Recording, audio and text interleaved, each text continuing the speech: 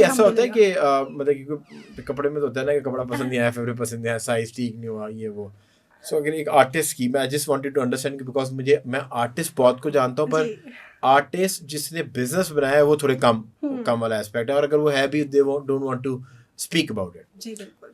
सो अगर एक बंदे ने आपको ऑर्डर कर दिया, उसको फाइनल प्रोडक्ट पसंद नहीं पसंद है ना, हाँ, कि किसी आर्किटेक्ट का काम होता है, बिल्कुल। आपको हुआ, आपने कहा यार ये प्रॉब्लम है इसमें, ये फिनिश ठीक नहीं है, सो उस केस में then how do you deal with it? इसका सोल्यूशन मैंने पहले ही निकाला कि जब मैं पेंटिंग बना लेती हूँ ना, तो 10 बार अपने मतलब उनको दिखाती हूँ पेंटिंग कि आपको पेंटिंग पसंद आई, आपको कोई शेडिंग चेंज करवानी मैं बाद में नहीं करूँगी, आप अभी देखें। मैं वीडियो शूट करती हूँ उनकी, प्रॉपर उनको भेजती हूँ कि ये आपका काम है, इसमें देखने कोई किसी किस्म की चेंजिंग है तो अभी बताएं, बाद में नहीं होगी।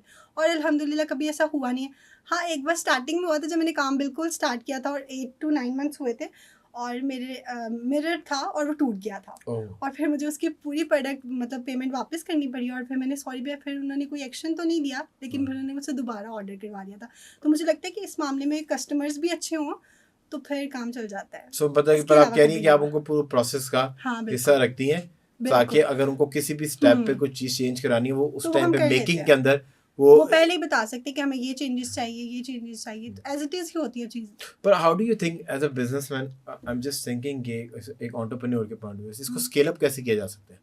क्योंकि बहुत सारे बिजनेस है, खाने का बिजनेस है, उसको स्केल अप किया जा सकता है, टीम डेवलप हो जाए, टीम आ जाए, वो बनाना शुरू हो जाए, तो आपको स्केलेबिलिटी होती है आपके बिजनेस के अंदर, because if somebody likes your art, so उसको तो आपके हाथ की पेंटिंग चाहिए ना। इसकी स्केलेबिलिटी किस तरह होगी कि मतलब कि ये एक प्रॉफिटेबल बिजनेस हो और जिसका मार्जिन ज़्यादा हो, जिसका रेवेन्यू बढ़ सके? पता है क्या, स्टार्टिंग में जब आप स्टार्ट करते हो ना, तो आपको बहुत कम से स्टार्ट करना पड़ता है। अगर आप पहले ही अपने प्राइसेस बहुत हाई रखोगे ना, मुझे लगता है कोई नहीं आएगा।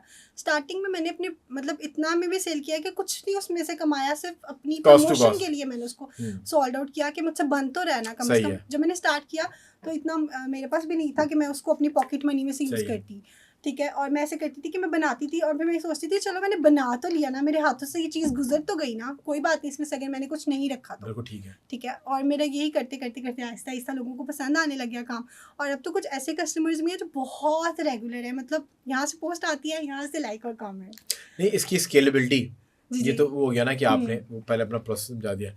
स्केलेबिलिटी से मुराद दिया कि अगर आप एक पेंटिंग है वो एक वीक में बनाती है या 2 डेज में बनाती है या 3 डेज में बनाती है, अब उस पेंटिंग के ऑर्डर्स आपके पास 10 ऑर्डर लैंड हो गए, सो नेचुरली अगर एक हफ्ते का टाइम दरकार है तो आप एक मतलब 10वें हफ्ते के अंदर के बाद जाके उस बंदे को ऑर्डर रिसीव होगा जिसका सबसे एंड का ऑर्डर था। तो फिर हम ये करते हैं कि टाइम जिस तरह मेकअप आर्टिस्ट हैं, जी जी बिल्कुल, अब वो उन्होंने अपना बनाया हुआ है कि वो अपना सिग्नेचर मेकअप है तो उसकी प्राइस फर्क है। बिल्कुल ऐसे अगर आपने उनके स्टूडेंट्स के से करवाना है तो उसका तो आर्ट्स में भी ऐसा हो सकता है कि अगर आपकी सिखाई हुई टीम, हाँ जी, या आपके आप जैसे कहते हैं आपके पास कुछ स्टूडेंट्स भी हैं, जी। सो वही वो पेंटिंग बना दें, पर वो आपकी पेंटिंग ना हो तो उसकी थोड़ी प्राइस कम करके भी बिक सके, ऐसा नहीं होता? ऐसा नहीं होता, फिर मैं उसमें थोड़े फाइनल टचेस अपने हाथ से भी दे देती हूँ, लेकिन कुछ मेरी फ्रेंड्स हैं जो मेरे साथ काम करती हैं और वो फिर मैं उनको पूरा पूरा पे करती हूँ। जो मैंने खुद लेना है फिर मैं उनको पे करके, उनका काम ऐसे ही है जैसे मेरा काम। मतलब आई थिंक सो आर्टिस्ट कहते हैं इसको है कि एक चीज़ फुल ऑन कॉपी कर ले, उसमें पता भी नहीं चलता कि किसने बनाई है। अच्छा होता है कभी कभी तो। हाँ, अगर उसमें कोई टचअप है जो मेरी हाथ की बनी हुई पेंटिंग है तो फिर उसमें थोड़ा सा वो अगर मुझे लगे तो फिर मैं उस ठीक करके भेज देती हूँ। ऐसे होता है क्योंकि अभी वो भी स्टार्टिंग में ही है और बिजनेस को सीखना हर किसी के बस का काम नहीं होता। आर्टिस्ट के तो बस का हर किसी को आ जाता है। मतलब ऐसे भी लोग हैं जिनका आर्ट मुझसे बहुत दर्जे गुना अच्छा है और उनको मतलब इस चीज़ का स्किल नहीं आ रही कि वो किस तरह से इसको यूज़ करें, स्टैटिक्स नहीं है उनको। अच्छा, अब आर्टिस्ट जो बड़े आर्टिस्ट हैं वो ये करते हैं ना कि एक पेंटिंग बनाई है सो एक्सक्लूसिव पेंटिंग है जी, और वो उसकी एक प्राइस है, उसका सेकंड वेरिएंट नहीं होगा। सो हैव यू प्लान कि कोई ऐसी लाइन निकालें कि जो एक एक पीस ही हो? कभी कभी ऐसा हो जाता है जब बहुत ज्यादा ऑर्डर्स होते हैं तो हम कहते हैं सोल्ड आउट हो गया, आप 1 महीने के बाद ऑर्डर प्लेस करवाइएगा। आप पेंटिंग के वो पीस ही एक होगा? नहीं, ऐसा कभी नहीं होता। अच्छा नहीं, आप बताइए उसके अगर बना देते हैं क्योंकि कस्टमर की डिमांड होती है और मेरा पेज ही ये है कि all type of demanded work available, painting हो चाहे एब्स्ट्रैक्ट हो चाहे कैलीग्राफी हो, तो हर तरह का आर्ट है। तो फिर इसीलिए हम कोशिश करते हैं कि टाइम चाहे ज़्यादा ले ले, 1 महीना ले लें, कभी कभी तो 3 महीने भी कस्टमर को वेट करना पड़ता है पेमेंट देने के बाद भी कि अभी पेंटिंग आएगी। सो फिर ऐसे हो जाता है। तो ये तो वो है क्योंकि आप यू द ओनली वन जो आप पेंट कर रहे हैं तो उसमें तो टाइम लगेगा।